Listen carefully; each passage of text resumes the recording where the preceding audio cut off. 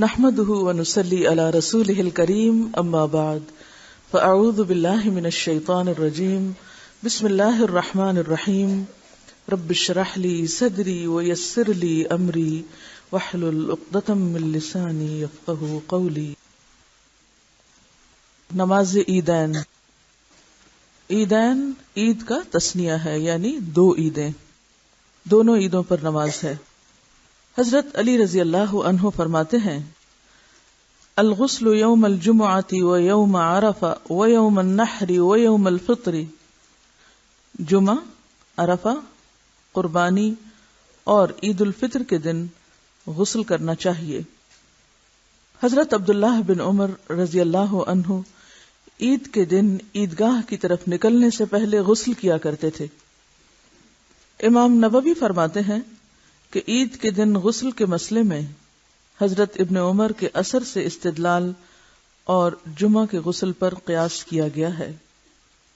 عید الفطر کے لیے گھر سے نکلنے سے پہلے صدقہ فطر ادا کرنا چاہیے. عیدگاہ میں پہنچ کر صدقۃ الفطر ادا کرنا درست نہیں، بلکہ اسے نماز عید کے لیے نکلنے سے پہلے ادا کرنا چاہیے. چاہے آپ 1-2 دن پہلے ادا کر دیں، لیکن بعض لوگ عیدگاہ پہنچ کے وہیں کوئی مل گیا تو اس کو دے دیا. تو اس سے زیادہ بہتر کیا ہے کہ نکلنے سے پہلے، یعنی عید کی نماز کی نیت کر کے گھر سے نکلنے سے پہلے دیا جائے. عید اگر جمعہ کے دن ہو تو نماز عید پڑھنے کے بعد جمعہ پڑھ لیں یا پھر ظہر بھی پڑھ سکتے ہیں. رسول اللہ صلی اللہ علیہ وسلم نے عیدین کی نماز آذان اور تکبیر کے بغیر پڑھی، یعنی عام نمازوں میں اور عید کی نماز میں فرق کیا. جابر بن عبداللہ رضی اللہ عنہ نے فرمایا نماز عید کے لیے آذان ہے نہ تکبیر، یعنی نہ آذان ہے نہ تکبیر، نہ پکارنا ہے اور نہ کوئی اور آواز، یعنی کسی بھی قسم کا اعلان، جیسے صلاۃ الکسوف میں الصلاۃ جامعۃ، یا بارش کے دن گھروں پر نماز پڑھنے کے لیے صلوا فی رحالکم، یا فجر کی نماز میں الصلاۃ خیر من النوم کے الفاظ کا اضافہ عام اذان سے زیادہ. تو اس طرح کا کوئی بھی قول یا جملہ یا پکار یا دعا کچھ بھی نہیں نماز عید سے قبل. آپ صلی اللہ علیہ وسلم نے عیدگاہ میں سوائے عید کی 2 رکعتوں کے نہ پہلے نفل پڑھے نہ بعد میں. نبی صلی اللہ علیہ وسلم عید الفطر میں کچھ کھا کر نماز کو نکلتے اور بقرہ عید میں نماز پڑھ کر کھاتے. رسول اللہ صلی اللہ علیہ وسلم عید الفطر کے روز طاق کھجوریں کھا کر عیدگاہ جایا کرتے تھے، یعنی 1، 3، 5 یا 7. حضرت انس بن مالک رضی اللہ عنہ جب شہر جا کر عید کی نماز با جماعت ادا نہ کر سکتے تو اپنے غلاموں اور بچوں کو جمع کرتے اور اپنے غلام عبداللہ بن ابی عتبہ کو شہر والوں کی نماز کی طرح نماز پڑھانے کا حکم دیتے. تو اس سے کیا پتہ چلتا ہے کہ گاؤں وغیرہ میں بھی عید کی نماز پڑھی جائے گی. رسول اللہ صلی اللہ علیہ وسلم کے پاس ایک سوار آیا، اس نے گواہی دی کہ انہوں نے کل چاند دیکھا تھا، تو آپ نے ہمیں روزہ افطار کرنے کا حکم دیا اور دوسرے دن عید کی نماز پڑھی، کیونکہ رؤیت ہلال کی خبر اتنی دیر میں پہنچی کہ نماز عید کا وقت نکل چکا تھا. عید کے دن مسجد میں صحابہ نے جنگی کھیلوں کا مظاہرہ کیا، یعنی عید کا دن کھیل کود کا بھی ہے، خوشی کا دن ہے. عبداللہ بن بصر رضی اللہ عنہ عید الفطر کے روز نماز کے لیے گئے. امام نے نماز میں تاخیر کر دی تو وہ فرمانے لگے رسول اللہ صلی اللہ علیہ وسلم کے زمانے میں ہم اس وقت نماز سے فارغ ہو چکے ہوتے تھے. راوی کہتا ہے کہ یہ چاشت کا وقت تھا. عیدگاہ جس راستے سے جائیں واپسی پر راستہ تبدیل کر دیں. عیدگاہ میں عورتیں. حضرت ام عطیہ رضی اللہ عنہا کہتی ہیں کہ ہمیں حکم دیا گیا کہ ہم سب عورتوں کو، حتیٰ کہ حیض والیوں اور پردہ والیوں کو بھی، دونوں عیدوں میں گھروں سے نکالیں تاکہ وہ سب مسلمانوں کی جماعت یعنی نماز اور ان کی دعا میں حاضر ہوں. اور فرمایا حیض والیاں جائے نماز سے الگ رہیں، یعنی نماز نہیں پڑھیں یا صف میں نہ بیٹھیں بلکہ پیچھے ہٹ کے بیٹھیں، لیکن مسلمانوں کی دعاؤں اور تکبیروں میں شامل رہیں. تو اس سے بھی کیا پتہ چلتا ہے کہ حائضہ عورت ذکر کر سکتی ہے کہ نہیں؟ جی ہاں، دعا میں شریک ہو سکتی ہے، دعا مانگ سکتی ہے تاکہ اللہ کی رحمت اور بخشش سے حصہ پائیں. ایک عورت نے عرض کیا کہ اگر ہم میں سے کسی کے پاس چادر نہ ہو تو پھر وہ کیسے عیدگاہ میں جائے؟ فرمایا اس کو اس کی ساتھ والی عورت چادر اڑا دے. یہاں کون سی چادر مراد ہے؟ جلباب، جو گھر سے باہر نکلتے وقت عورت اوڑھے گی. یہ نہیں کہا کہ وہ بغیر چادر کے ہی چلی جائے، بلکہ وہ دوسری سے چادر یا تو ادھاری لے لے یا پھر اسی کی چادر میں گھس کے چلی جائے. رسول اللہ صلی اللہ علیہ وسلم صحابہ اور صحابیات کو حتیٰ کہ حیض والی عورتوں کو بھی ساتھ لے کر عیدگاہ کی طرف جاتے. آپ کی عیدگاہ مسجد نبوی سے 1000 فٹ کے فاصلے پر تھی. یہ عیدگاہ البقیع کی طرف تھی، یعنی مسجد میں آپ نے نماز نہیں پڑھائی عید کی، بلکہ الگ کھلی جگہ پر، اور اس میں سب کو شریک ہونے کا حکم دیا، جس میں مرد، عورتیں، بچے سبھی شامل تھے. دیکھیں عید کی نماز تو ہے اجتماعی نماز، گھر میں پڑھنے والے نفل نہیں ہے عید کی نماز، ٹھیک ہے، کیونکہ نکلنے کے لیے کہا گیا نا. اور پھر ان عورتوں کو بھی نکلنے کے لیے اگر کہا گیا جنہیں نماز نہیں پڑھنا، تو پھر جن کو پڑھنا ہے ان کو تو نکلنا ہی ہے. اللہ یہ کہ گھر والے نہیں مانتے تو جھگڑا فساد نہ کریں، لیکن سنت یہی ہے اور ثابت سنت ہے، ٹھیک. اور اس سے مقصود دشمن پر مسلمانوں کی تعداد کا رعب ڈالنا بھی تھا. رسول اللہ صلی اللہ علیہ وسلم اور حضرت ابو بکر اور عمر عیدین کی نماز خطبے سے پہلے پڑھتے تھے، یعنی نماز سے پہلے کوئی خطبہ نہیں، کچھ نہیں، پہلے نماز اور بعد میں خطبہ. تکبیرات عید. حافظ ابن حجر رحمہ اللہ تکبیرات کے پڑھنے کے بارے میں فرماتے ہیں کہ رسول اللہ صلی اللہ علیہ وسلم سے اس بارے میں کوئی حدیث ثابت نہیں، یعنی کہ تکبیر کے الفاظ کون سے تھے. یہ تو آتا ہے وَلِتُكَبِّرُ اللَّهَ عَلَى مَا هَدَاكُمْ، لیکن جیسے بڑی عید کے موقع پر حج کے ریفرنس میں یہ آیت نازل ہوئی تھی منا میں پڑھنے کے لیے. لیکن تکبیر کے الفاظ کون سے ہوں تو اس کے بارے میں ابن حجر کہتے ہیں کہ کوئی بھی روایت ثابت نہیں. صحابہ کرام سے جو صحیح ترین روایت مروی ہے وہ حضرت علی رضی اللہ عنہ کا قول ہے. حضرت علی رضی اللہ عنہ عرفہ کے دن 9 ذوالحج کی فجر سے لے کر 13 ذوالحج کی عصر تک تکبیرات کہتے. حضرت عبداللہ بن عمر عید الفطر کے دن گھر سے عیدگاہ تک تکبیرات کہتے. امام زہری کہتے ہیں کہ لوگ عید کے دن اپنے گھروں سے عیدگاہ تک تکبیرات کہتے، پھر امام کے ساتھ تکبیرات کہتے. تو آثار صحابہ اس زمن میں واضح ہیں. عبداللہ بن عباس 9 ذوالحج نماز فجر سے لے کر 13 ذوالحج نماز عصر تک ان الفاظ میں تکبیرات کہتے. یہ عبداللہ بن عباس کا ورژن ہے. اللہ اکبر کبیرہ، اللہ اکبر کبیرہ، اللہ اکبر و اجل، اللہ اکبر وللہ الحمد. اللہ سب سے بڑا ہے، بہت بڑا، اللہ سب سے بڑا ہے، بہت بڑا، اللہ سب سے بڑا ہے اور سب سے زیادہ صاحب جلال ہے، اللہ سب سے بڑا ہے، اللہ ہی کے لیے ساری تعریف ہے. حضرت سلمان یوں تکبیرات کہتے، اللہ اکبر، اللہ اکبر، اللہ اکبر کبیرہ. اسی طرح ابن ابی شیبہ کی ایک روایت میں حضرت عمر اور حضرت ابن مسعود سے یہ الفاظ بھی ہیں.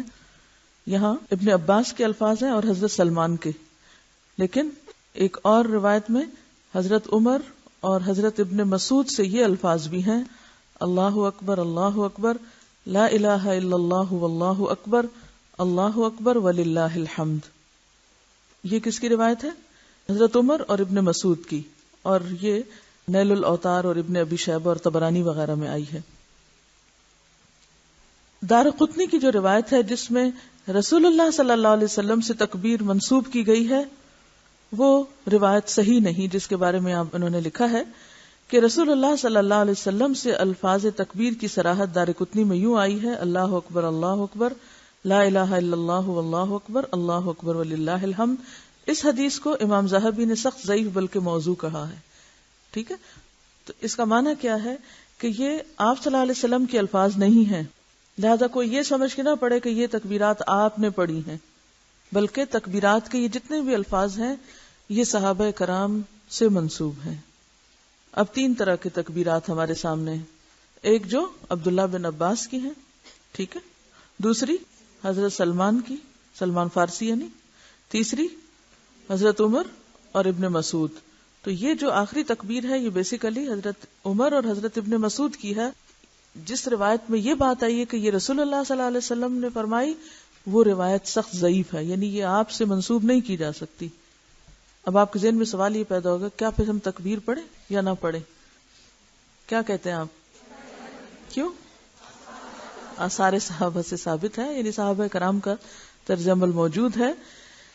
یہ مت کسی کو کہیں کہ یہ حضور صلی اللہ علیہ وسلم کے الفاظ ہیں، بس اتنا سا فرق ہے. چلیے، نماز عید کا طریقہ. رسول اللہ صلی اللہ علیہ وسلم عید الفطر اور عید الاضحیٰ کے دن عیدگاہ جاتے، سب سے پہلے نماز پڑھتے، پھر خطبہ دیتے جبکہ لوگ صفوں میں بیٹھے رہتے. خطبہ میں لوگوں کو نصیحت، وصیت کرتے اور حکم دیتے، پھر واپس لوٹتے.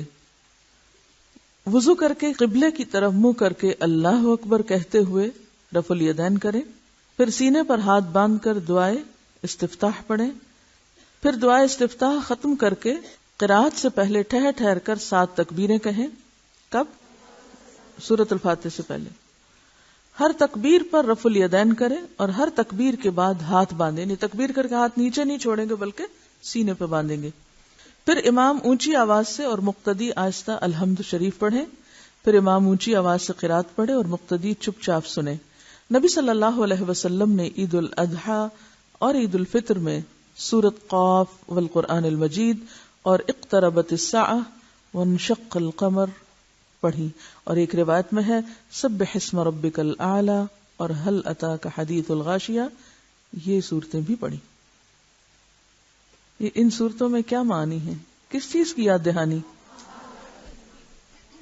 چلیے مان لیا آپ کی بات، یہ تو عید کا دن ہے، خوشی کا دن ہے، اور اس دن قیامت کی بات، اقتربت الساعہ اور هل اتاک حدیث الغاشیہ، اور سورۃ قاف تو بہت ہی ہلا دینے والی سورت ہے.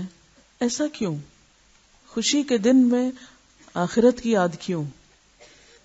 عموماً ایسا ہوتا ہے کہ خوشی میں اعتدال قائم رکھنا بڑا مشکل ہوتا ہے. جب انسان کو کوئی خوشی کا موقع ہوتا ہے، اور پھر اجتماعی خوشی، ایک تو ہوتی ہے نا آپ کی انڈیویجول انفرادی خوشیاں، مثلاً کسی کی شادی ہے یا کسی کے گھر بچہ پیدا ہوا یا کوئی امتحان میں پاس ہوا، یہ خوشی کیسی خوشی ہے؟ انفرادی خوشی. آپ منا رہے ہیں خوشی، آپ کے گھر والے منا رہے ہیں، محدود پیمانے پر ہے.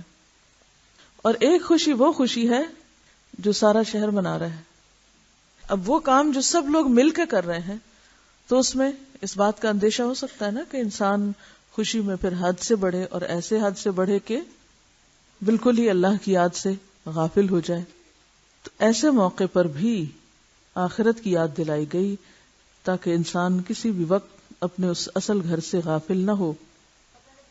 اور پھر یہ بات بھی ہے کہ قیامت کے دن بھی سب لوگ اکٹھے ہوں گے، جمع ہوں گے. تو خاص طور پر جب نماز کے لیے سب اکٹھے ہوں، جس میں عورتیں اور بچے بھی شامل ہوں، تو اس موقع پر آخرت کو بھی آپ ریلیٹ کر سکتے ہیں. کس طرح ریلیٹ کر سکتے ہیں؟ کہ وہاں بھی بہت سارے لوگ ایک جگہ اکٹھے ہوں گے. آخرت کا دن یوم الجمع بھی تو ہے نا، اکٹھے ہونے کا دن بھی ہے. بہتر ہے کہ سورۃ فاتحہ کے بعد مسنون قرات کی جائے. جب پہلی رکعت پڑھ کر آپ دوسری رکعت کے لیے کھڑے ہوں اور قیام کی تکبیر کہہ چکیں تو قرات شروع کرنے سے پہلے 5 تکبیریں کہیں. دوسری رکعت میں قیام کی تکبیر کہہ چکے تو قرات شروع کرنے سے پہلے 5 تکبیریں کہیں. پہلی رکعت میں تکبیریں کب ہوں گی؟ دعائے استفتاح کے بعد، اور دوسری رکعت میں ابتدا میں. ان تکبیروں میں بھی رفع الیدین کریں اور ہر تکبیر کے بعد ہاتھ باندھیں. امام بہقی رحمہ اللہ نے نماز عیدین کی زائد تکبیرات میں رفع الیدین کرنے پر جس حدیث سے استدلال کیا ہے، اس میں حضرت عبداللہ بن عمر فرماتے ہیں کہ رسول اللہ صلی اللہ علیہ وسلم ہر اس تکبیر میں ہاتھ اٹھاتے جو رکوع میں جانے سے پہلے کہتے، یہاں تک کہ آپ کی نماز مکمل ہو جاتی. آپ دیکھیے کہ تکبیروں کے ساتھ ہاتھ اٹھانا ہے نا. تکبیریں تو آپ سجدے کے اندر جاتے اور اٹھتے ہوئے بھی پڑھتے ہیں، تو پھر وہاں کیوں نہیں ہاتھ اٹھاتے؟ تو اس سے کیا پتہ چلتا ہے کہ نماز عید میں بھی جو ہاتھ اٹھاتے ہیں یا عام بھی نماز میں جو رفع الیدین کرتے ہیں، یہ تمام رفع الیدین رکوع سے اٹھنے تک ہے. جب آپ سجدے میں چلے جائیں تو سجدے میں جاتے اور اٹھتے وقت رفع الیدین نہیں ہوگا. پھر 2 رکعتیں پڑھ کر سلام پھیر دیں.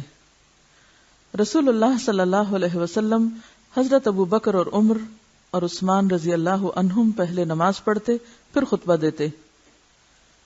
عیدین کا خطبہ ممبر پر نہ پڑھیں، یعنی جیسے جمعے کا خطبہ امام اوپر اٹھ کے سیڑھی پر اوپر جا کے پڑتا ہے، تو عیدین کا اس طرح نہیں۔ ابو سعید خدری کی حدیث سے معلوم ہوتا ہے کہ عیدگاہ میں ممبر کا اہتمام مروان بن حکم کے عہد میں کیا گیا، یعنی یہ بعد کی روایت ہے۔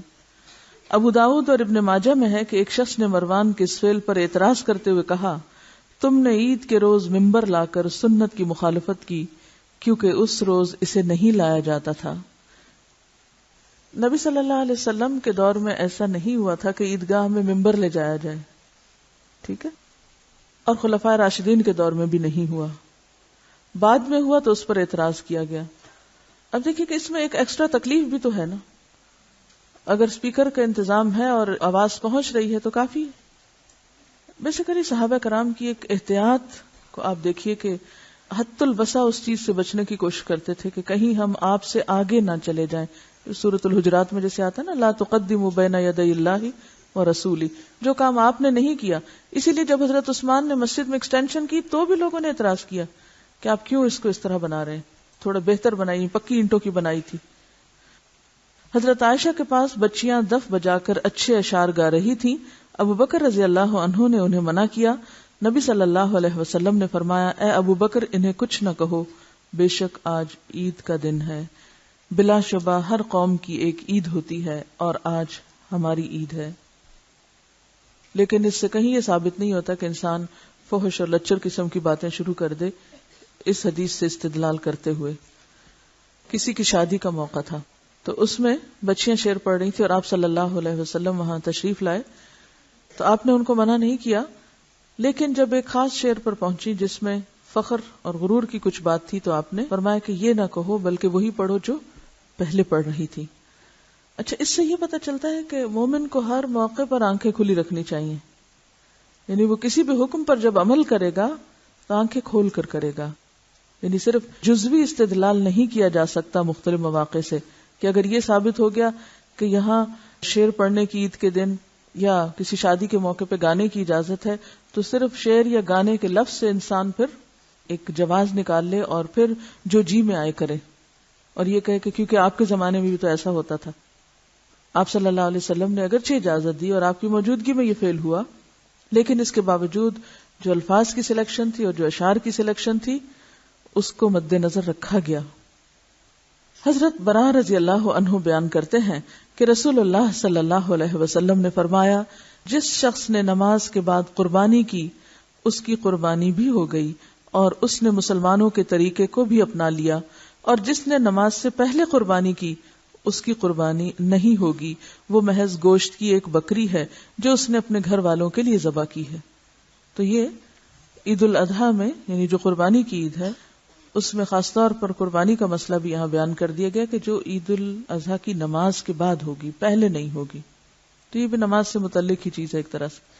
آپ صلی اللہ علیہ وسلم نے فرمایا، جس شخص نے نماز عید سے پہلے قربانی کی وہ نماز کے بعد دوسری قربانی کرے، یعنی اس کی قربانی نہیں ہوئی۔ نماز کسوف۔ نماز کسوف سورج اور چاند گرہن کی نماز۔ رسول اللہ صلی اللہ علیہ وسلم نے فرمایا، ان الشمس والقمر لا ينكسفان لموت احد من الناس ولكنهما آیتان من آیات اللہ فاذا رأیتموها فقوموا فصلوا۔ سورج اور چاند کسی کے مرنے سے گرہن نہیں ہوتے، یہ تو قدرت الہی کی دو نشانیاں ہیں، جب انہیں گرہن ہوتے دیکھو تو نماز کے لیے اٹھ کھڑے ہو۔ ہم سب اخبار پڑھتے ہیں، ٹیلی ویژن میں سنتے ہیں چاند گرہن لگ رہا ہے، سورج گرہن، تبصرے کرتے ہیں، ایک دوسرے کو بتاتے ہیں، لیکن جو کرنے کا کام ہے وہ نہیں کرتے۔ یہ بھی تو سنت کو چھوڑنا ہی ہے۔ اگرچہ نہیں پڑھیں گے تو آپ گناہگار نہیں ہوں گے، فرض کے درجے میں نہیں، لیکن سنت کی محبت، من احب سنتی فقد احبنی، یہ حب رسول کا تقاضا ہے۔ ومن احبنی کان معی فی الجنہ، اور جو مجھ سے محبت کرے گا وہ جنت میں میرے ساتھ ہوگا۔ نبی صلی اللہ علیہ وسلم نے فرمایا، چاند اور سورج کا گرہن آثار قدرت ہیں، کسی کے مرنے جینے یا کسی اور وجہ سے نمودار نہیں ہوتے، بلکہ اللہ اپنے بندوں کو عبرت دلانے کے لیے ظاہر فرماتا ہے۔ اگر تم ایسے آثار دیکھو تو جلد از جلد دعا، استغفار اور یاد الہی کی طرف رجوع کرو۔ حضرت عبداللہ بن عمر سے روایت ہے کہ جب سورج گرہن ہوا تو آپ صلی اللہ علیہ وسلم نے ایک شخص کو یہ اعلان کرنے کا حکم فرمایا، ان الصلاۃ جامعۃ، یعنی آذان نہیں ہے اس میں بلکہ اعلان ہے، کیا؟ ان الصلاۃ جامعۃ، نماز تمہیں جمع کرنے والی ہے، یعنی نماز کے لیے جمع ہو جاؤ، مراد یہ ہے۔ اچھا، یہ جہاں تک پچھلی حدیث کا تعلق ہے نا، تو اس میں سورج اور چاند گرہن کا تعلق کسی کے جینے مرنے سے نہیں، تو اصل میں دور جاہلیت میں عقیدہ تھا کہ سورج یا چاند اسی وقت گرہن ہوتے ہیں جب کوئی اہم شخصیت پیدا ہو یا وفات پائے یا دنیا میں کوئی اہم واقعہ رونما ہو۔ تو نبی صلی اللہ علیہ وسلم نے 1400 سال پہلے اس کی تردید فرما دی کہ ایسی کوئی بات ہے ہی نہیں۔ آج آپ دیکھیں کہ اس کی سائنٹیفک ریزنز مختلف ہیں اور ہمارے سامنے ہیں، اس سے ہمارے دین کی سچائی بھی پتہ چلتی ہے۔ پھر اسی طرح یہ ہے کہ یہ سب کچھ اللہ کی خاص مصلحت اور ایک خاص حکمت کے تحت ہوتا ہے، اور اس میں عبرت کی بات کیا ہے کہ جس طرح دنیا میں اللہ تعالیٰ چاند اور سورج کو بے نور کر سکتا ہے، تو قیامت کے دن بھی وہ ان کو بے نور کر دے گا۔ سورج گرہن کی نماز کا طریقہ، عبداللہ بن عباس رضی اللہ عنہ سے روایت ہے کہ نبی صلی اللہ علیہ وسلم کے زمانے میں سورج گرہن ہوا، آپ نے با جماعت 2 رکعتیں نماز پڑھی۔ آپ نے سورہ بقرہ تلاوت کرنے کی مقدار کے قریب لمبا قیام کیا۔ قیام کتنا تھا؟ سورۃ البقرہ کے برابر۔ پھر لمبا رکوع کیا، پھر سر اٹھا کر لمبا قیام کیا، یعنی رکوع سے سر اٹھا کر، پھر پہلے رکوع سے کم لمبا رکوع کیا، پھر قومہ کر کے 2 سجدے کیے، پھر کھڑے ہو کر لمبا قیام کیا، پھر 2 رکوع کیے، پھر 2 سجدے کر کے اور تشہد پڑھ کر سلام پھیرا، پھر خطبہ دیا جس میں اللہ کی تعریف اور ثنا کی، اور فرمایا سورج اور چاند اللہ کی نشانیوں میں سے 2 نشانیاں ہیں، کسی کے مرنے یا پیدا ہونے سے ان کو گرہن نہیں لگتا، جب تم گرہن دیکھو تو اللہ سے دعا کرو، تکبیر کہو، نماز پڑھو اور صدقہ کرو۔ دوران نماز میں نے جنت دیکھی، اگر میں اس میں سے ایک انگور کا خوشہ لے لیتا تو تم رہتی دنیا تک اس میں سے کھاتے، اور میں نے دوزخ دیکھی، اس سے بڑھ کر ہولناک منظر میں نے کبھی نہیں دیکھا، اور میں نے جہنم میں زیادہ تعداد عورتوں کی دیکھی، کیونکہ وہ خاوند کا کفران نعمت کرتی ہیں۔ اگر تم ایک مدت تک ان کے ساتھ نیکی کرتے رہو، پھر ان کی مرضی کے خلاف کوئی کام کرو تو کہتی ہیں کہ میں نے تجھ سے کبھی بھلائی نہیں دیکھی۔ شمس و قمر کے گہنائے جانے پر آپ صلی اللہ علیہ وسلم گھبرا اٹھتے اور نماز پڑھتے۔ حضرت اسماء بیان کرتی ہیں کہ آپ کے زمانے میں ایک دفعہ سورج گرہن ہوا تو آپ گھبرا گئے، اور گھبراہٹ میں اہل خانہ میں سے کسی کا کرتا لے لیا، بعد میں چادر مبارک آپ کو پہنچائی گئی۔ حضرت اسماء بھی مسجد میں گئیں اور عورتوں کی صف میں کھڑی ہو گئیں، یعنی سورج گرہن اور چاند گرہن میں عورتیں بھی شریک ہو سکتی ہیں جماعت کی نماز میں۔ آپ نے اتنا طویل قیام کیا کہ ان کی نیت بیٹھنے کی ہو گئی، لیکن انہوں نے ادھر ادھر اپنے سے کمزور عورتوں کو کھڑے دیکھا تو وہ بھی کھڑی رہیں۔ تو نیکی کے معاملے میں کس کو دیکھنا چاہیے؟ اپنے سے آگے والے کو، کہ یہ اتنا کمزور ہو کے کھڑا ہے تو میں کیوں نہیں کھڑی ہو سکتی؟ اور اگر اس وقت وہ کہتی کہ میں نے سنا ہے آپ سے کہ نفل نماز بیٹھ کے پڑھ سکتے ہیں، تو ٹھیک ہے، لوگ کھڑے ہیں تو کھڑے رہے، میں تو بیٹھ رہی ہوں۔ حضرت جابر کہتے ہیں نبی صلی اللہ علیہ وسلم کے زمانے میں ایک سخت گرمی کے دن سورج گرہن ہوا، آپ نے صحابہ کرام کو ساتھ لے کر نماز پڑھی، آپ نے اتنا طویل قیام کیا کہ لوگ گرنے لگے۔ حضرت اسماء رضی اللہ عنہ کہتی ہیں ایک دفعہ سورج گرہن کی نماز میں آپ نے اتنا لمبا قیام کیا کہ مجھے عورتوں کی صف میں کھڑے کھڑے ذوف آ گیا، یعنی جب میں بے ہوش ہونے لگی ہوں۔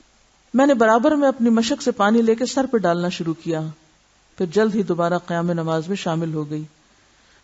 اس سے پتہ چلتا ہے کہ آپ صلی اللہ علیہ وسلم کتنے انہماک اور اہتمام سے سورج گرہن کی نماز پڑھتے تھے، اور عورتیں بھی سورج گرہن کی نماز پڑھتی۔ تو ایسی صورت میں آئندہ ہمیں بھی کیا کرنا ہے، کوئی ایسی خبر سنے تو کم از کم جتنی وسعت میں ہو، استطاعت میں ہو، نماز پڑھیں۔ یعنی آپ صلی اللہ علیہ وسلم کا ویسے بھی انداز کیا تھا کہ جب بھی کوئی معاملہ پیش آتا تو فوراً نماز کی طرف لپکتے۔ اب یہ جو فرق ہے سورج گرہن اور چاند گرہن کی نماز اور عام نماز میں، تو اس میں آپ دیکھیے کہ 2 رکوع ہیں، ٹھیک ہے، اور 2 رکوع کے بیچ میں قرات بھی ہے، فاتحہ نہیں ہے، 2 رکعتیں نہیں وہ بنے گی، یعنی کل 2 رکعتیں ہیں، 2 رکعتوں میں 4 رکوع اور 4 سجدے ہیں، 2 رکوع کے درمیان قرات بھی ہے، اور وہ قرات تسلسل ہے پچھلی ہی قرات کا، اس لیے تھوڑا سا فرق ہے اس نماز میں۔ نماز استسقاء. استسقاء کا کیا معنی ہے؟ پانی مانگنا، یعنی بارش طلب کرنا. اگر قحط سالی ہو جائے، می نہ برسے، تو اس وقت مسلمانوں کو چاہیے کہ ایک دن تجویز کر کے سورج نکلتے ہی پرانے کپڑے پہن کر عاجزی اور زاری کرتے ہوئے آبادی سے باہر کسی کھلی جگہ میں نکلیں اور ممبر بھی رکھا جائے. اب یہاں آپ دیکھیے ممبر رکھا ہوا ہے. ابن عباس فرماتے ہیں خرج رسول اللہ صلی اللہ علیہ وسلم متبذلا متواضعا متضرعا حتی اتی المصلی. رسول اللہ صلی اللہ علیہ وسلم پرانے کپڑے پہنے خشوع اور آہستگی سے چلتے ہوئے عاجزی اور زاری کرتے ہوئے نکلے اور نماز استسقاء کی جگہ پہنچے. اب دیکھیے کہ عید کی نماز میں لباس اور طرح ہے. جمعہ کے لیے خاص طور پر یہ کہا گیا کہ وہ عام دنوں کے لباس سے فرق ہو تاکہ جمعے کے دن کو ایک امپورٹنس اور اہمیت دی جائے. اور بارش مانگنے کے لیے لباس مختلف ہے تاکہ زیادہ سے زیادہ عاجزی اور انکساری کا احساس باقی رہے. عربی کے الفاظ آپ دیکھیے کہ کتنے زبردست ہیں. متبذلا متواضعا متضرعا. حضرت عائشہ رضی اللہ عنہا سے روایت ہے کہ صحابہ کرام نے آپ سے قحط سالی کی شکایت کی تو آپ نے عیدگاہ میں ممبر رکھنے کا حکم دیا. آپ چاہتے تو عید کے دن بھی دے سکتے تھے نا، لیکن عید کے دن نہیں دیا آپ نے. جب سورج کا کنارہ ظاہر ہوا تو آپ نکلے اور ممبر پر بیٹھے اللہ کی بڑائی اور حمد بیان کی.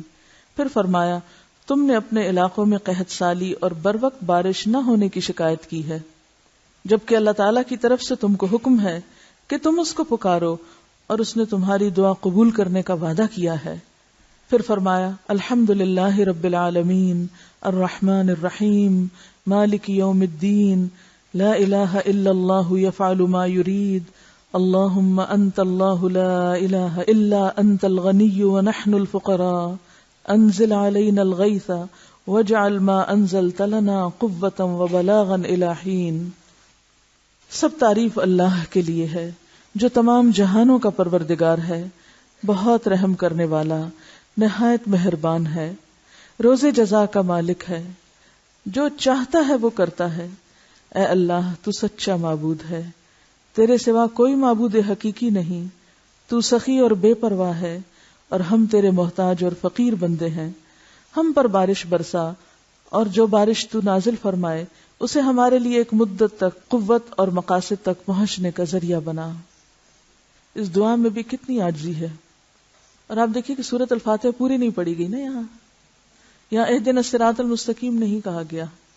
کیوں؟ کیونکہ یہ وقت اب صراط مستقیم مانگنے کا نہیں، یہ وقت کس چیز کا ہے؟ بارش مانگنے کا.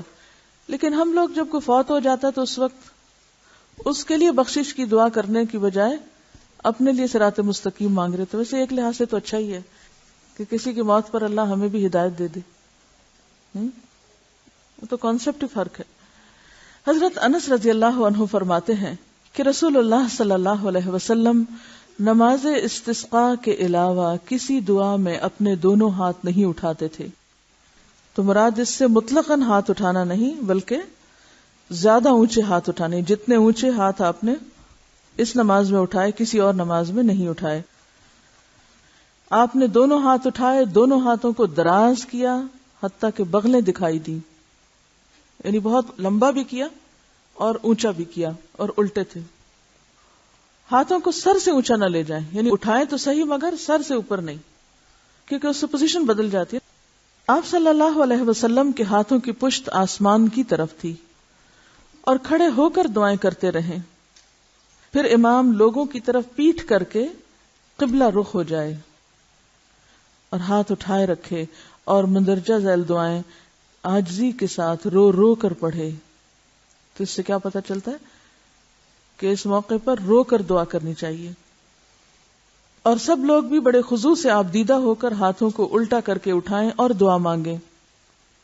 دعائیں یہ ہیں: اللہم اسقنا اللہم اسقنا اللہم اسقنا، اے اللہ ہمیں پانی پلا، اے اللہ ہمیں پانی پلا، اے اللہ ہمیں پانی پلا.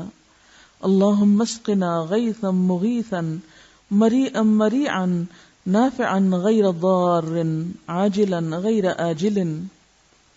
اے ہمارے اللہ ہمیں پانی پلا، ہم پر ایسی بارش نازل فرما جو ہماری تشنگی بجھا دے، ہلکی پھواریں بن کر غلہ اگانے والی، نفع دینے والی ہو نہ کہ نقصان پہنچانے والی، جلد آنے والی نہ کہ دیر لگانے والی۔ ایک اور دعا، اللہم اسق عبادک و بہائمک وانشر رحمتک واحی بلدک المیت۔ اے اللہ اپنے بندوں اور جانوروں کو سیراب کر، اپنی رحمت کو پھیلا اور اپنے مردہ شہروں کو زندہ کر دے۔ صلاۃ استسقاء میں ایک اہم مسئلہ چادر کا پلٹنا ہے۔ حضرت عبداللہ بن زید رضی اللہ عنہ سے روایت ہے کہ رسول اللہ صلی اللہ علیہ وسلم استسقاء کے لیے نکلے، آپ نے اپنی پیٹھ لوگوں کی طرف کی اور قبلہ رخ ہو کر دعا کرنے لگے، پھر اپنی چادر کو پلٹا۔ آپ پر سیاہ چادر تھی، آپ نے اس کا نچلا حصہ اوپر لانا چاہا مگر مشکل پیش آئی تو آپ نے اسے اپنے کندھوں پر ہی الٹ دیا۔ چادر پلٹتے وقت چادر کا اندر کا حصہ باہر کیا جائے اور دایاں کنارہ بائیں کندھے پر اور بایاں کنارہ دائیں کندھے پر ڈال لیا جائے، اور پھر جو چادر چینج کرنے کا تھا نا، میں نے جا کے مولانا صلاح الدین سے بات کی اور کہا کہ مجھے بتائیں کہ کسی بھی طرح اس کو تبدیل کیا جا سکتا ہے، یعنی وہ پلٹنے کا مطلب کیا، جیسے دعا میں ہاتھ کرتے کرتے اس کو پلٹا جاتا ہے، تو اس سے مطلب کیا کہ یا رب ہمارے حالات بدل دے، یہ قحط دور کر دے، خشک سالی دور کر دے۔